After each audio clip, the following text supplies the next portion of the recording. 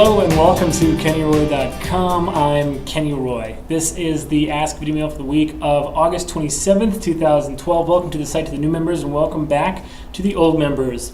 The Ask Videomail is your chance to get your question in character animation or performance answered in a video just like this one, but I need your question if I'm going to answer it, so please send your questions to webmaster@kennyroy.com. I go through all the questions and I answer the ones that I think will help the most people. There's no such thing as a stupid question, and it's the best way to get the most out of your subscription here on this site.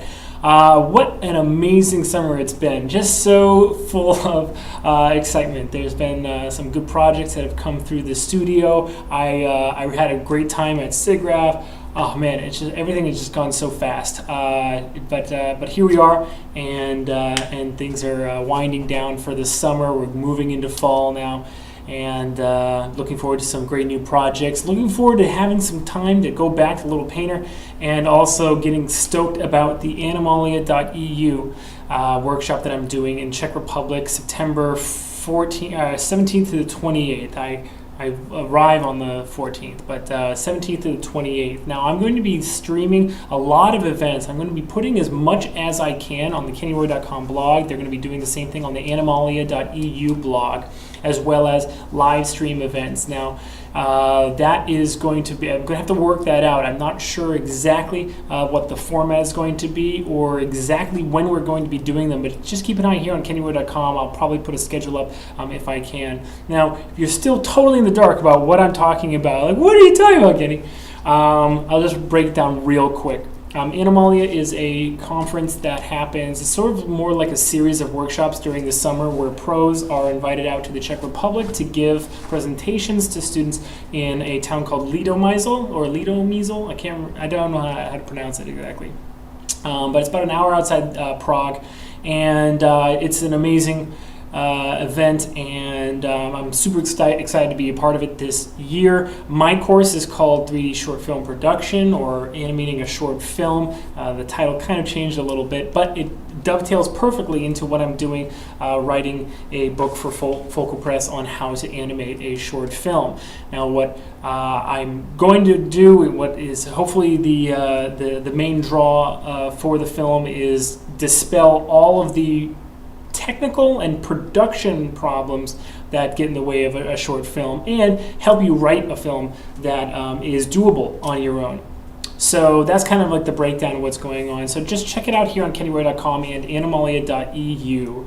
It's spelled how it sounds, and we'll just have a great time. I'll stream as much as I can, and just log in just to support, and just show up, and we'll just go with the flow a little bit. All right, let's jump into the question. It's a good one, and so let's just take a look.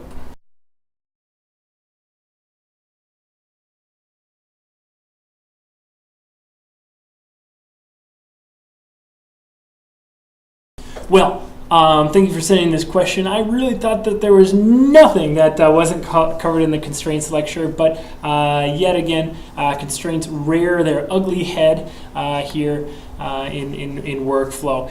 So this is a workflow question. As technical as it is, I'll show you the scene that this animator is dealing with. They sent it to me, and we'll kind of go through what the scene is. But also, it boils down to a workflow question, a workflow issue.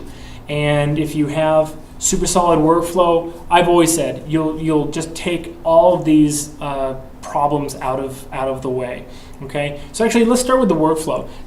The reason this is a workflow issue as well as a technical issue is because when you are, just a quick anecdote, I have animation mentor students all the time who their problem is that they go right into animating with a constraint. I had a few, it was either this or last semester, kind of blends together sometimes. Can't help it. But I've had students who they turn in their work, and I look at it and I'm like, this really looks like you spent a lot of time on it, but a lot of time mostly on getting that bag over the shoulder, or having picking that thing up and putting it in this hand and then putting it down. Why? How can I tell that? Because the hands look like they're moving extremely specifically for where the rest of the full body animation is at.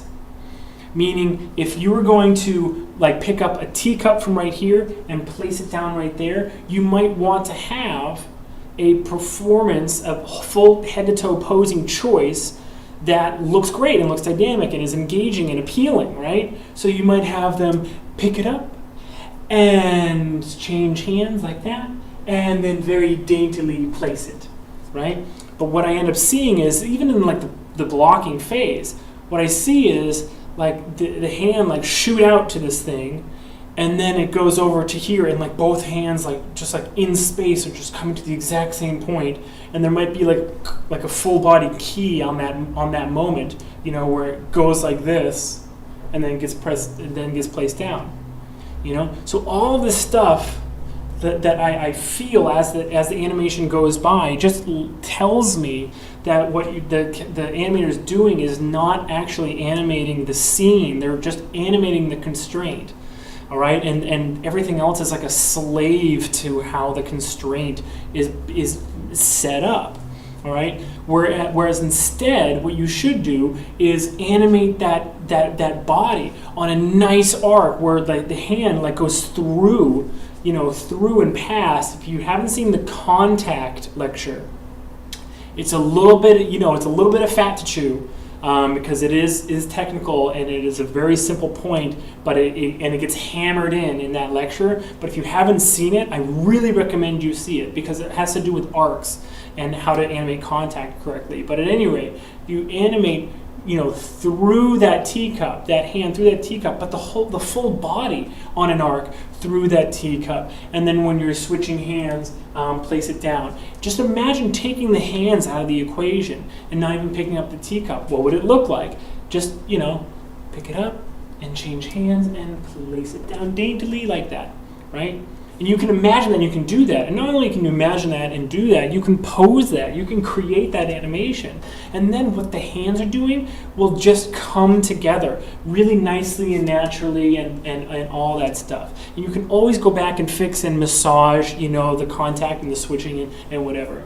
So this is a workflow question, because what you have to first establish, we have to first work out is, what is your process? How are you going to go from your idea to the finished animation? And how much of that it has to be done with your like final constraints in place? And normally the answer is very little. Very little of it has to be done with that you know, final constraint system totally done. Okay? When we do previs, and there was, if there's something like this, I feel like I did something like this on the previs of Chronicle. I feel like it. But we would just have the character like moving their hands, right? And just animate that bow, because this animator is using a bow, animate that bow just like independently, just like going through the hands. Because what's important is that impression. If the action calls for the guy to turn around with it in one hand and then switch to the other hand and spin it like a million times up until there, I'm not going to worry about the constraint. I'm going to worry about the full body performance. I'm going to worry about him having it right here, doing that weight shift, and then stepping onto this front foot, lifting up the bow, and then bringing basically just like that weight into the hand transfer when he whips it up into this pose, right? So just forgetting the bow, I want all that motion and just the way that my body is going to resolve that pose change. All right, and then I'm going to go back and worry about the bow. Okay, if you worry about getting so super technical that you inundate yourself, you're going to get into trouble. Okay, so but I will really quickly show you one way that you can change how it rotates. All right. And it basically involves setting up nested groups for every single one of your transfers. Okay, there is some scripts out there. I've played around with a few. Most of them are just so confusing, they actually cause a lot of trouble. All right, so this is for that moment when you have the body looking good, that transfer, that weight, like whatever you want him to do, let go and then switch it, or whatever you want him to do. That's all like feeling great, and there's really just tiny little things that you would ever change about this relationship. Okay, this is for then. This is not a setup that you do and then you're done. Okay. So here we are. This is the scene. The animator has set it up so that the control of the bow is constraining the hand controls of the robot. Okay. There is an offset. Okay. This offset group is basically the group within which the what do you call it? The geometry is constrained. However, it has a constraint on it already. If it's within this group, it doesn't need a constraint on it because the group is moving it around already. So that was actually just an extra constraint that you did not need. So I just removed it. Okay. So this is what you can do. We already have one pivot point on this at this moment. So one thing you can do is, let's say you want it to spin, and I'm not going to animate the constraints on and off for the hands. Okay, up to this point, up to this frame, up to frame 6, right? Then what you can do is you can make a new group, all right? And I'm holding down D, which moves the pivot, and then I'm holding down V, which snaps it to a vert. I'm just snapping it to vert so that I can see where it is. And then I'm putting this new pivot of this group in this hand, okay? And then on frame 6, maybe this right hand lets go of it, right? And then from frame 6 to frame 12, maybe I can do that. Let me just see how he has this set up.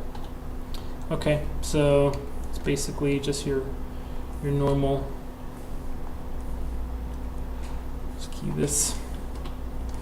And I'm gonna turn it off.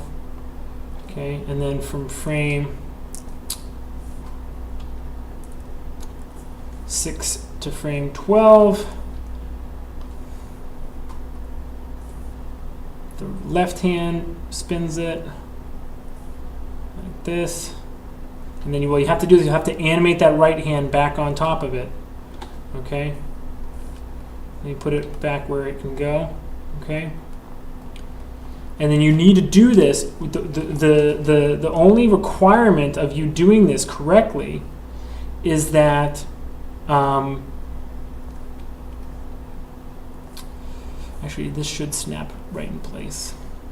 Oops. All right, so you need an offset. See, this is why I didn't want to do it, because you need an offset on your control. The parent constraint has to be on like a locator above your hand control, because remember, with a constraint, it's just going to snap to the position that you constrained it. All right, so I would do a double constraint system here, where you have a locator that is constraining the hand control, and that locator is a child of another locator, and that locator is constrained to the pole. So when you turn it on, yeah, it snaps, but then you can grab its child, which is a locator, which drives his hand, and move it into position correctly. So this doesn't have quite the setup we want, so I'm just going to leave this free right now. But you can imagine if on frame 13, right, we select this upper group that we just made. All right, we make a new group, Control G, set a key, move that pivot, where this other hand is. All right, and then from 13 to 20, we can rotate it around this point. All right, so now we have both hands moving, then the left hand moving it, and then the right hand moving it, and there you go. Okay, but that's when you have everything, and I mean everything, basically ready to rock and roll. That's when you are in a place where your workflow has progressed to the point where you're not quite able to really move on with anything else until you get that crazy prop involved. Okay? Really. I might even say that you would want to animate the hands with the constraint off and just doing what you think they should do, right? Whipping it around. And then when you turn the constraints, so then what you have is you have an entire like animation with the hands moving correctly. And then when you turn the constraints on, they're stuck to the pole, which you're doing the animation to anyway. And then when you turn off the constraint, the hands go back to where they're supposed to be. So you actually have like a guide a little bit in your scene. Anyway, so hopefully that makes a lot of sense. I think it makes sense. And it's a great question. But as you can see, it really does come down to workflow. Don't have a method that constricts you to being to having 100% your final constraints before you can do anything with any accuracy. Okay, great question. Please send in more questions. I love getting questions. I love getting Maya files. Thank you for sending this Maya file as well. It was great to see that. And hopefully you'll take the tips I just gave you on the double constraint for that hand to free up those controls, okay? Send your questions to webmaster@kennyroy.com. I promise there's no such thing as a stupid question, and I go through all of them and answer the ones that I think will help the most people. Please take advantage of this. Look around on the site for some news concerning Animalia 2012. CTN's coming up. We got a really exciting fall on the way. Good luck with your animation, and as always, rock on.